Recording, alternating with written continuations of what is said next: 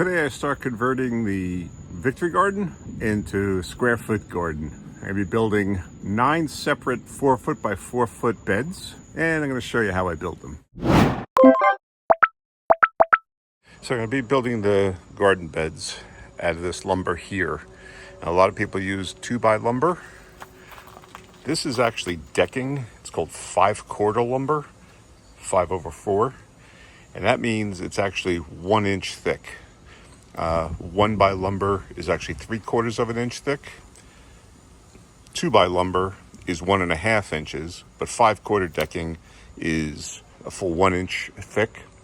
And I thought that was a good compromise with the from the 2x lumber. It's a little bit cheaper, a couple of dollars cheaper, not much, so that's not a concern. But I'm actually trying to save as many inches as possible for my walkways in between the garden beds, because I got 15 feet to work with, and each bed being 4 inches square, that's like 12, so that's going to leave me 18 inches to walk between.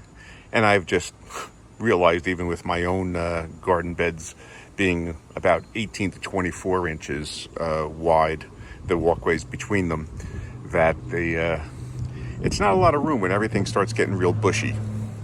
So at 18 inches, I'm getting pretty narrow. And I know a lot of people do 12 inches, but I'm trying to maximize the space. So I want to maintain a lot of as much space as possible. So with each of these beds, I'm going to gain really just a couple of inches, but I think, every little bit helps. And the 5/4 lumber is plenty strong. I also went with 6 inch wide. Now I don't know if you can get this lumber at like your local Home Depot or Lowe's in 8 inch wide boards. 6 inches is the standard decking board. I'm comfortable with that, for one, because I had redone my soil last fall, and so I know the ground underneath it is pretty decent. So I have the 6 inches plus the ground. So even like with carrots and stuff growing down into the soil beneath, it's not like it's going into hard pan or anything like that. It's still going into okay soil.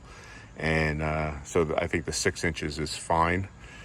And again, saving a couple of dollars. If I went with the 2x8s, it's $10 plus $11 a board for 8 foot long. It's just a little much. Not a little much, but spread over 9 beds, it becomes more expensive that way. So this saves a couple of dollars and does the job just fine. So I'm not going to be cutting these boards 4 foot, even though they're 8 foot long. And again, that's because I want the bed dimension to be 4 foot, not the area inside to be 4 foot. I'm actually going to have it's going to be like 3 feet 9 inches inside the walls of the bed. Preferably I'd want a 4 foot area, but again, I'm trying to save on that space. So the bed itself, the outer dimension of the bed, is going to be 4 foot. So that means I have to cut these down 1 inch shorter than 48 inches. So each board is going to be 47 inches.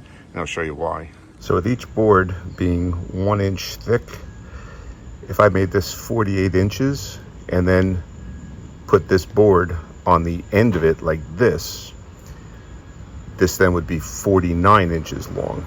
And same thing in this direction. So what I'm doing is I'm going to make this 47 inches this way, and then having this board overlap, and it's 1 inch thick, that'll give me 48 inches. And as you see, so this one comes down, and then this one butts up to the end here, and then runs to the end. So this will be 48.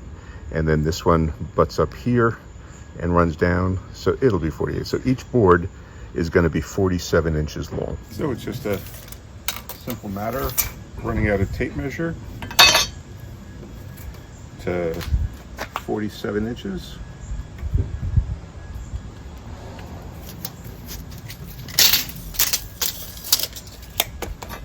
And then using my speed square, making a line. Now you could just freehand this. You've got your line marked. so it's not a big deal. But if you'd like to make a stronger cut, just line up the notch on your saw with the line, and then butt up the speed square to that line, and you'll get a straight cut then. I've set the depth of the blade to just go through the wood. It's a safer way that way. And I've got the ends of the board sitting on two sawhorses at both ends. That way this piece doesn't fall down. This piece will probably fall off, but that's okay.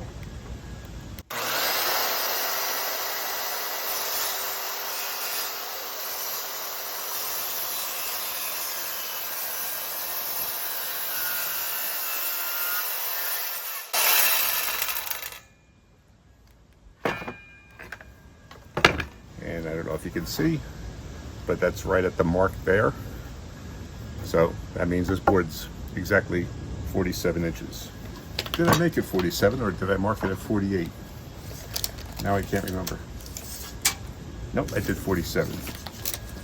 And I'm not sure if you can tell, but it's exactly 47 inches. So I'm going to do the same thing on the other board. Mark it at 47. Almost did 48. 47. Try not to have your tape measure pop off.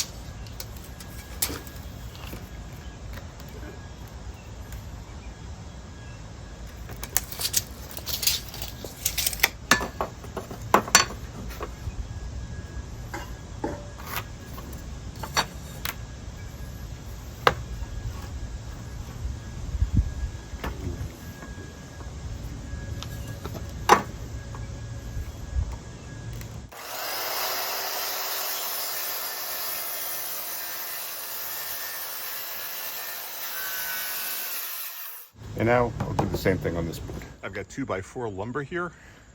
This is actually for the trellis system. I will be building the trellis for the peas and other plants to grow up on.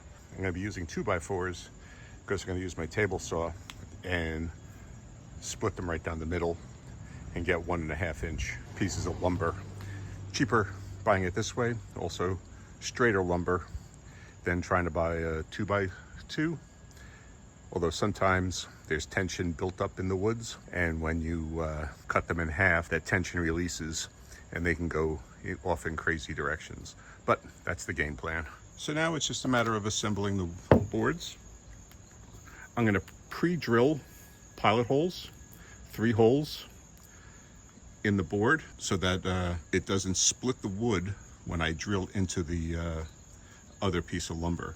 When you're drilling towards the end of a piece of wood, you should always try to pre-drill it because it tends to split right when you're close to the end. So I'm going to be using 1.5 inch construction screws.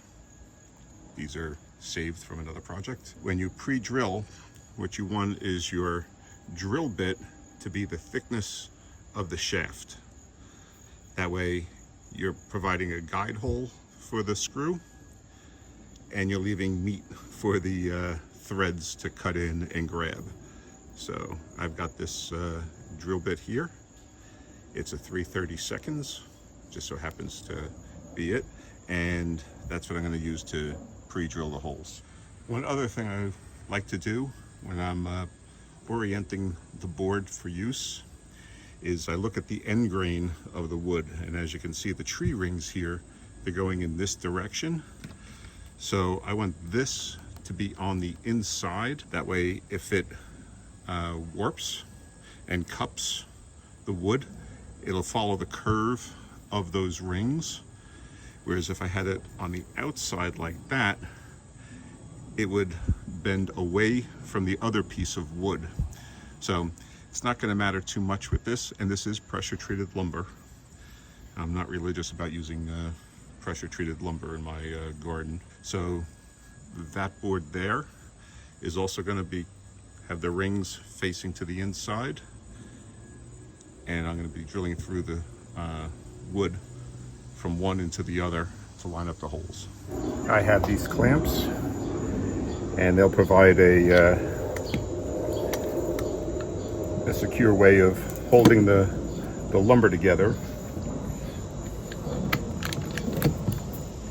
There we go. You don't need these, but I have them, so I'm going to use them. From Harbor Freight, they're pretty cheap, but they do the job. So as I said, just going to be drilling 3 holes in the wood.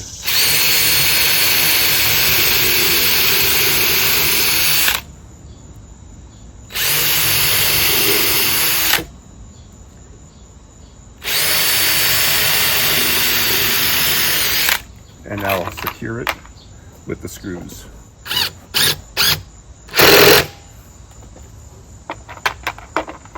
I also countersink the screws about 1/8 of an inch or so.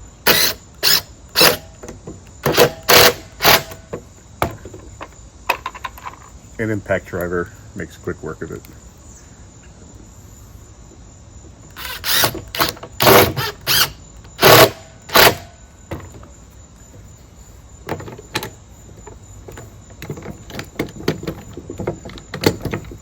So with the first one done, I'm going to do the other 3 corners.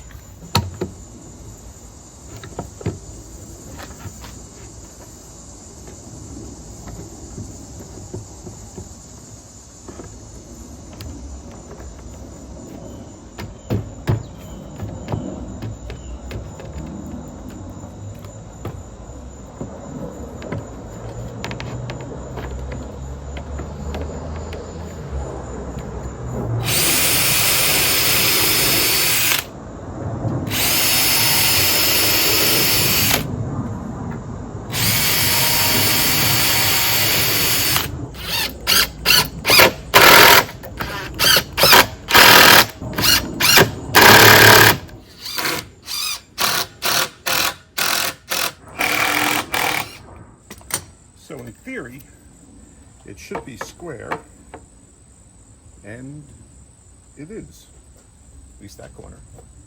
And that one too. Now, because I have to transport this to another location, I'm just going to put a couple of pieces of wood on here just to hold them in place. And I'm going to do it on the opposite end too.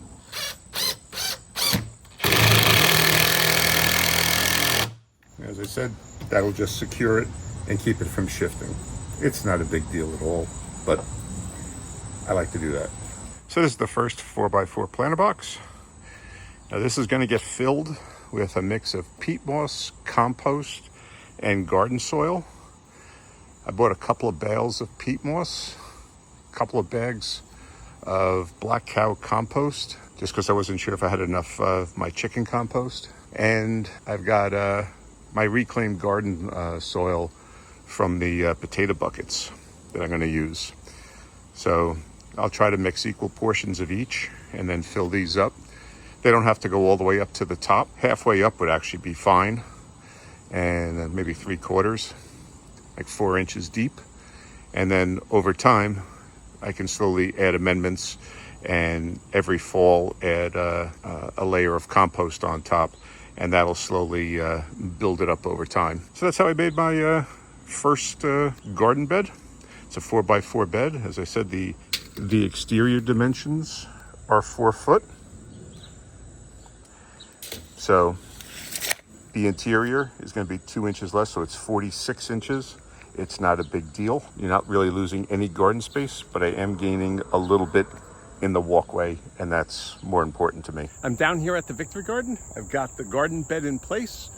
Now I'm going to start filling it up with some soil. So I've already got my wheelbarrow here. It's filled with compost, and now I'm going to add peat moss to it and mix it all up.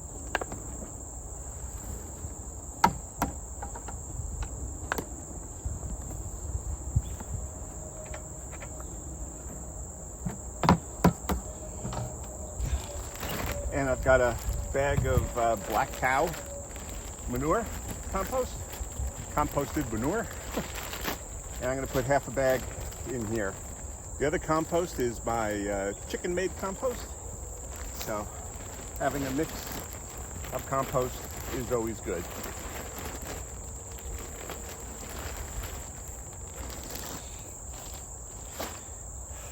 And now the hard part, mixing it all together.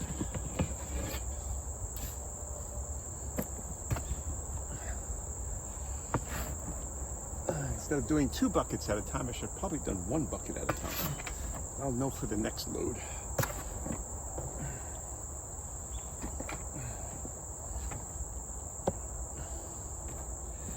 Definitely 1 bucket at a time next time.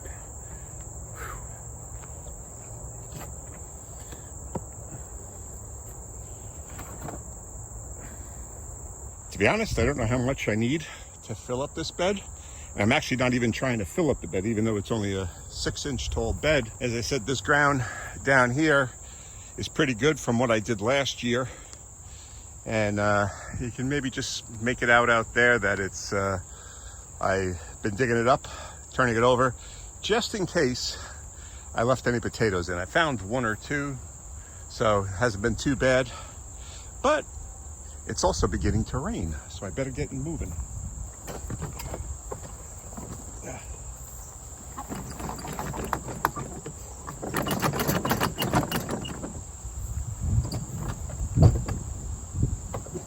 It's actually a lot more than I thought it was going to be. Of course, it will compact down.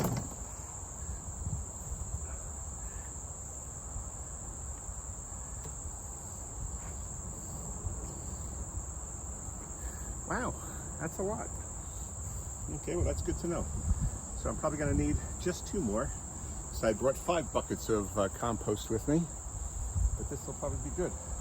So I'm going to do the other 2 buckets, and then I'll come back. Well, that took a little less than 3 buckets. So 3 buckets of compost and 3 buckets peat moss, and then a bag of black cow compost, cow manure. So now there'll be a box like this in the middle, and then a box on the end, and then 3 going this way. There's a little rank with weeds over here. These are the aroma tomatoes, and then the peppers, which are almost done, and then my beans over there, which have 0 flowers on them. So I don't know, but that's what it'll be. And then in between the boxes will be wood chip walkways, and hopefully this will be a neater, more easily maintained garden bed down here. But yeah, this is what it looks like. So there it is. We got the first bed in, and then slowly over the weeks ahead we'll be doing more. And then once finally the tomatoes are finished, we'll clear all that out, and then we'll start moving that way. So if you want to see what we're doing in the garden last week, check out this video right here, and then subscribe and hit that notification bell. And that way you'll be able to follow the progress on all of our vegetables as we try to grow a supermarket down here at the Victory Garden. Okay, thanks for watching.